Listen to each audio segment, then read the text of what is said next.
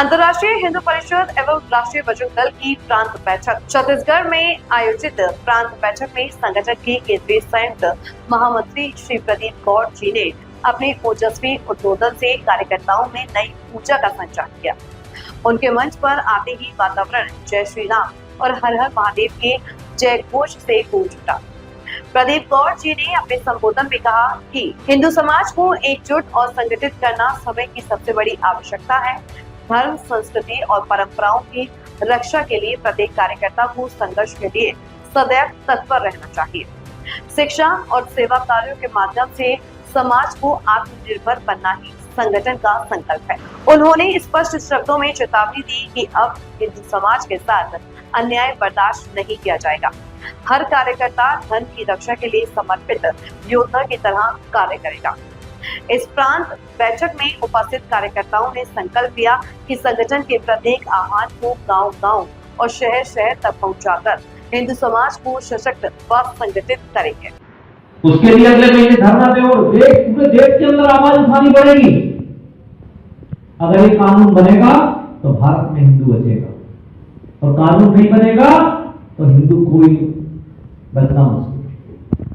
और उसके लिए फिर हमको सड़कों पर आना पड़ेगा, हिंदुओं को सड़कों पर आना पड़ेगा। इसलिए गांव गांव मोहल्ले मोहल्ले तक एक ही एजेंडा है, हनुमान चालीसा केंद्र। और नौजवानों को राष्ट्रीय बजरंग दल का कार्यकर्ता बनाओ। उनके हाथों में त्रिशूल दीक्षा,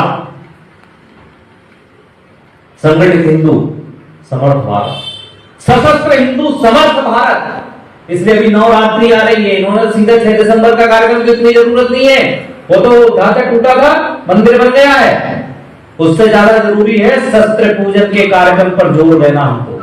नवरात्रि में जहां जहां पंडालों में, मोहल्लों मोहल्लों में, घर घर में शस्त्र पूजन होना चाहिए। हम जिन देवी देवताओं की पूजा करते हैं, राम, कृष्ण, देवी जी, हनुमान जी, सबके हाथ में अस्त्र शस्त्र है, हथियार है, मारने वाला, फेंकने वाला, काटने वाला। शस्त्र होते हैं शक्ति का प्रतीक। पर हमारे घर में डंडा भी नहीं निकलेगा, सांप आ जाए तो। पागल कुत्ता आ जाए तो डंडा नहीं निकलेगा। तो जितने पागल कुत्ते घूम रहे हैं, इनको ठीक करने के लिए क्या करना पड़ेगा? हथियार तो उठाना पड़ेगा ना।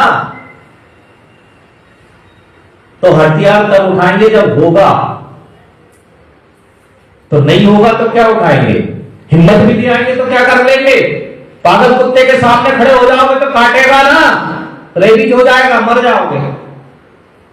लेकिन पागल कुत्तों का सामना करना है ना, जिनके दिमाग में जहर भरा हुआ है कि ये धरती, इस पर राज करना है, ये हमारे बाप दादों की है। ऐसे पागल कुत्तों से लड़ने के लिए हथियार उठाना पड़ेगा। केवल हिम्मत जुटाओगे तो काम नहीं चलेगा। हिम्मत जुटाना और हथियार उठाना। उसके लिए नवरात्रि का त्योहार, मां दुर्गा शक्ति की पूजा, और शक्ति की पूजा और आराधना के साथ शस्त्रों की पूजा। उन शस्त्रों की पूजा दूसरे से मांग कर लाओ, उसकी पूजा करो, उससे काम नहीं चलेगा। अपने शस्त्र हो। जब हम 35,000 का, 40,000 का, 50,000 का आईफोन रख लेते हैं, 15,000 से 10,000 से कम का तो मोबाइल मिलेगा ही नहीं किसी के पास। बेरोजगार के पास भी, मजदूर के पास भी, हर आदमी के पास 10,000 से ऊपर का मोबाइल मिलेगा। 200-500 रुपए। शस्त्र तैयार करो, शस्त्र पूजा करो, शस्त्र धारण करो, शक्ति की पूजा करो, तो हिंदू समाज की सुरक्षा हो पाएगी, हिंदू मंदिरों की सुरक्षा हो पाएगी, साधु संतों की सुरक्षा हो पाएगी, और हमारी आने वाली संतानों की सुरक्षा हो पाएगी। और उसके लिए नवरात्रि में शस्त्र पूजन के कार्यक्रम अधिक से अधिक, उस पर जोर दो, वो जरूरी है।